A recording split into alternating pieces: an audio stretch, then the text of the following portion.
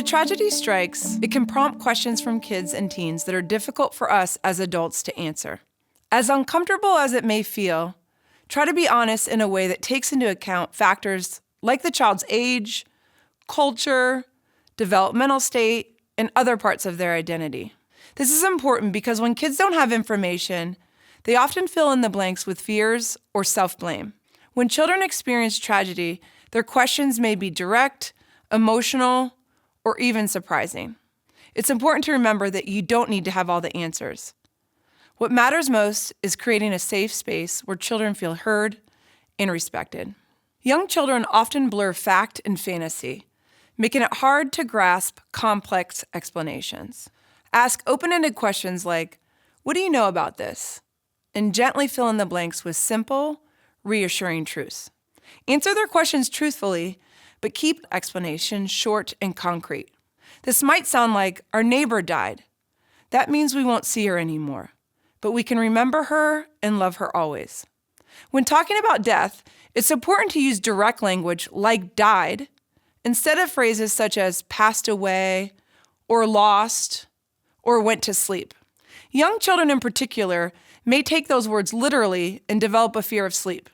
You can explain that when a person or pet dies, their body stops working and they are not alive anymore.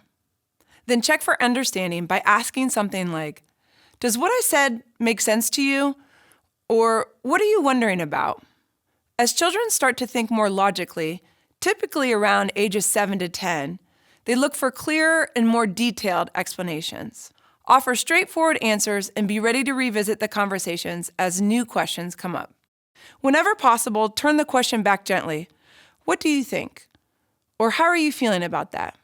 This gives children the chance to process and helps you understand what's really on their minds. Preteens and young teens need space to ask questions, share feelings, and sort through what's real versus what they may hear from peers or online.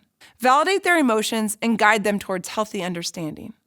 Older teens are capable of critical thinking and deeper conversations, so you can provide honest details, encourage open dialogue, and respect their need for both independence and connection. Sometimes we're the ones who have to share difficult news with a child or teen, and other times they learn about it through friends or social media.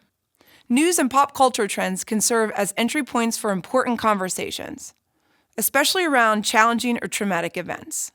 Initiating these conversations can also be a subtle way to get a sense of what content and information a child is being exposed to.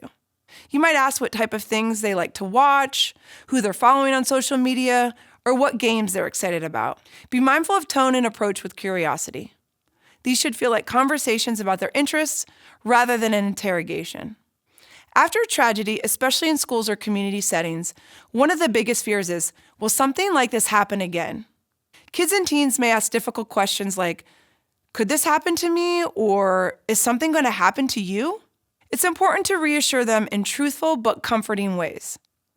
You can say something like, you're safe right now, and the adults around you are all working to keep you safe.